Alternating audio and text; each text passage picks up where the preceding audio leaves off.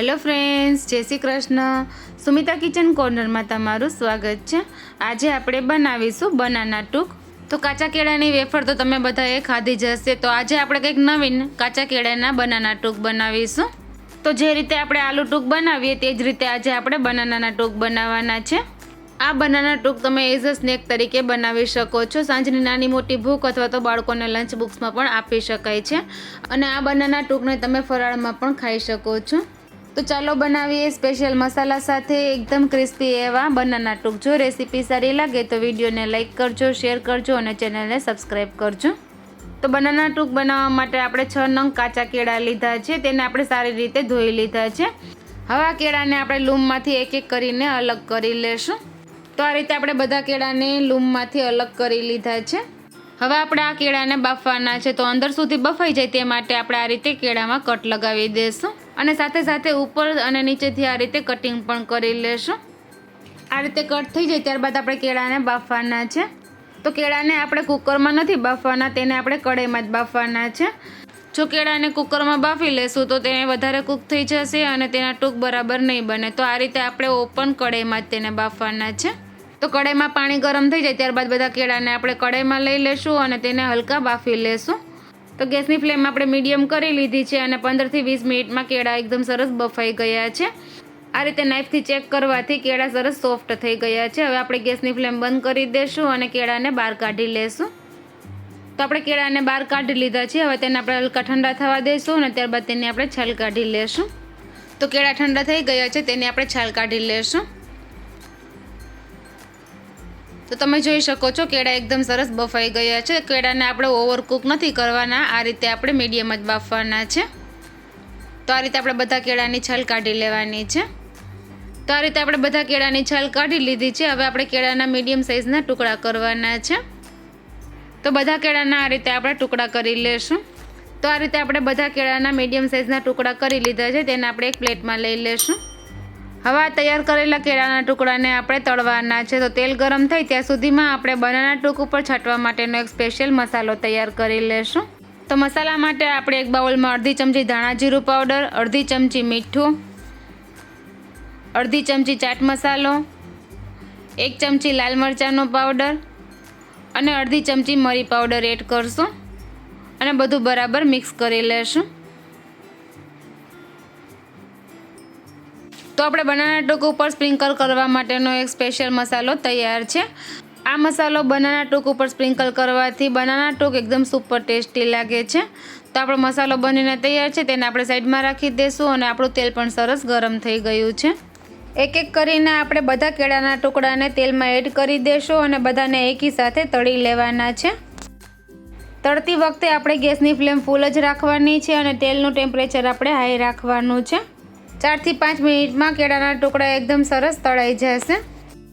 તો આપણે colour change નથી કરવાના, હલકા ફ્રાય થઈ જાય ત્યારબાદ તેને આપણે ટીશ્યુ પેપર ઉપર કાઢી લેશું।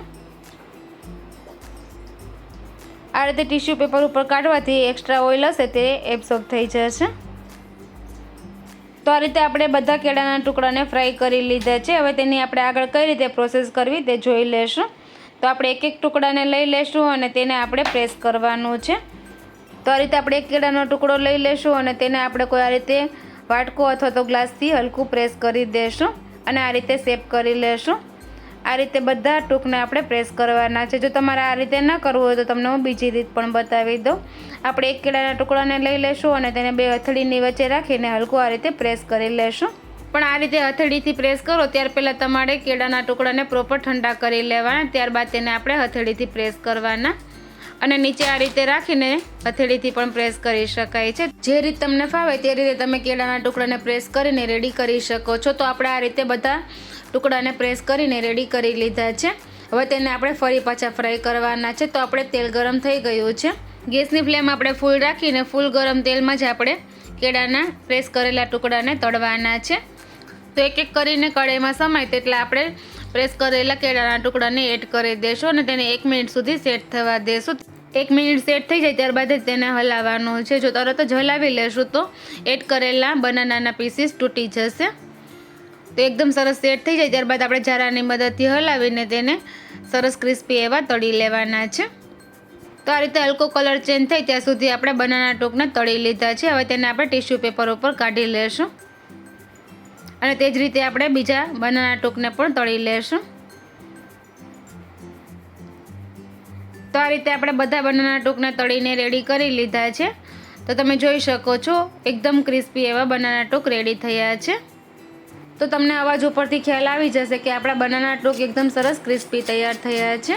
તો અંદર સુધી બનાના ટોક એકદમ સરસ ક્રિસ્પી બનીને તૈયાર થયા છે. હું તમને એક બનાના ટોકને તોડીને પણ બતાવી દઉં. તો હવે આપણે આ બનાના ટોકને એક બાઉલમાં લઈ લેશું અને આપણે જે મસાલો તૈયાર કરીને રાખ્યો હતો તે સ્પ્રિંકલ કરી દેશું. તો મસાલાને આપણે થોડી વધારે માત્રામાં સ્પ્રિંકલ કરશું જેથી કરીને આપણા બનાના ટોક એકદમ સુપર ટેસ્ટી લાગે. તો આપણે થોડો થોડો મસાલો કરીને બધા બનાના ટોક ઉપર સ્પ્રિંકલ કરી દેશું.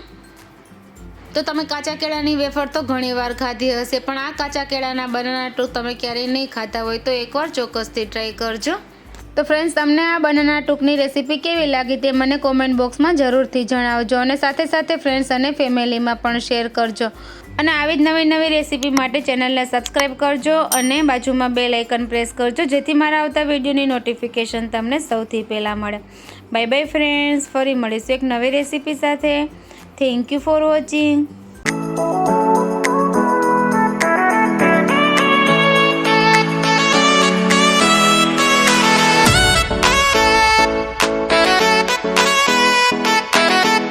તો ફ્રેન્ડ્સ, તમને મારી રેસીપી પસંદ આવતી હોય તો ચેનલને લાઇક કરજો, શેર કરજો અને સબસ્ક્રાઈબ કરજો અને બાજુમાં બેલ આઇકનને પ્રેસ કરજો જેથી મારા આવતા વિડીયોની નોટિફિકેશન તમને સૌથી પહેલાં મળે. Bye bye friends.